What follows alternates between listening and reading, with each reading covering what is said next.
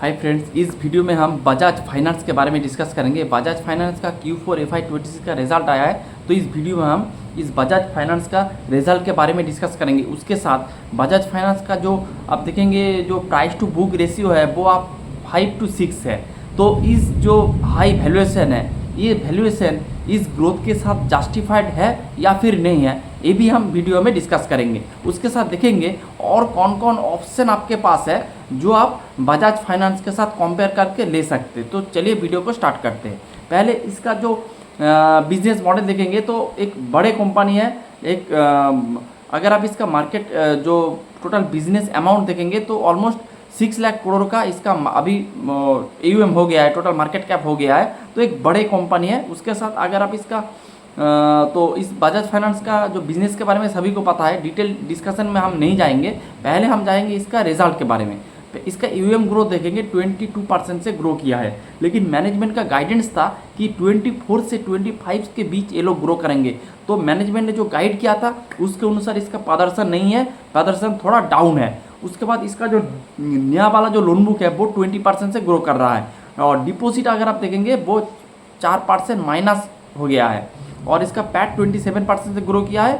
ROE देखेंगे 4.5 का बढ़ के हो चुका है 4.7%, और इसका ROE का नंबर देखेंगे वो 20% है। तो उसके साथ अगर आप इसका और जो इसका पैरामीटर है, जो इसका एसेट क्वालिटी है, फिर क्रेडिट कॉस्ट है, सारे पैरामीटर अगर आप देखेंगे बहुत अच्छे से परफॉर्म करता है। बजाज फाइनेंस का कभी भी आपको एसेट क्वालिटी में कोई भी इशू आपको नहीं मिलेगा। जो मेन इशू है इसका ग्रोथ, लेकिन इसमें भी हम कंप्लेन नहीं कर सकते, क्योंकि एक 6 लाख करोड़ मार्केट कैप वाले कंपनी कभी भी आपको 30-40% से ग्रो नहीं कर सकते।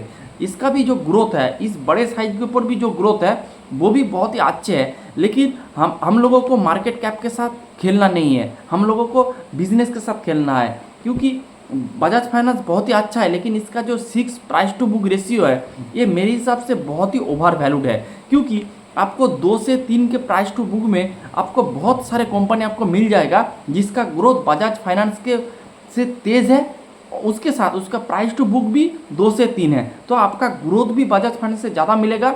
उसके साथ आपका जो वैल्यूएशन वो भी बजाज फाइनेंस से आधा से भी कम के मिल जाएगा।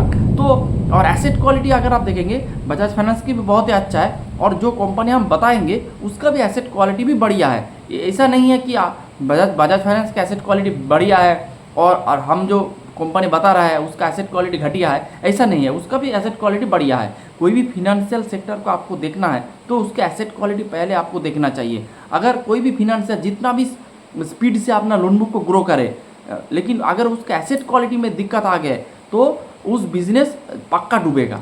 ये बात आप लिख सकते हैं। एसेट क्वालिटी आप कोई भी फिनेंशियल सेगमेंट में आपको देखने के लिए पहले एसेट क्वालिटी देखना पड़ेगा, फिर लोन बुक देखना पड़ेगा। अगर आपका लोन बुक बहुत तेज़ी से ग्रो कर रहा है और एसेट क्वालिटी डिटोरिएट कर रहा है तो आप देखेंगे ये बिजनेस पक्का डूबेगा। तो ये बात है। तो ये हो गया। तो मेरे हिसाब से इसका थोड़ा गाइडेंस के बारे में बता देते हैं। तो मैनेजमेंट ने जो AUM का गाइडेंस दिया था वो मिस कर गए, और बाकी जो गाइडेंस दिया था वो मोटामोटी मैचअप कर गए। उसके साथ मैनेजमेंट ने FY27 का गाइडेंस दिया है कि ये लोग अपने AUM को 22 से 24 पे ग्रो करेंगे। पहले था 24 से 25, अब हो गया 22 से 24। तो इसका जो लोन बुक का जो ग्रोथ इन फ्यूचर और भी नीचे आ सकता है। फिर क्रेडिट कॉस्ट का गाइडेंस है 1.45 से 1.60। फिर इसका नेट NPA GNPA सब कुछ ठीक ठाक है। ROE का नंबर भी मोटामोटी 19 से 20 है, जो पहले भी था। तो ये मोटामोटी ठीक ठाक ही है। लेकिन मेरे हिसाब से जो बजाज फाइनेंस का जो वैल्यूएशन है थोड़ा ओवर वैल्यूड है, ये मेरे को दिक्कत है इसके साथ। और अगर आप इसका PR के बारे में डिस्कस करेंगे तो टाटा कैपिटल है, आपका L&T फाइनेंस है, पीरामल फाइनेंस है, SBFC फाइनेंस है। SBFC फाइनेंस एक MSME सेगमेंट में काम करते हैं।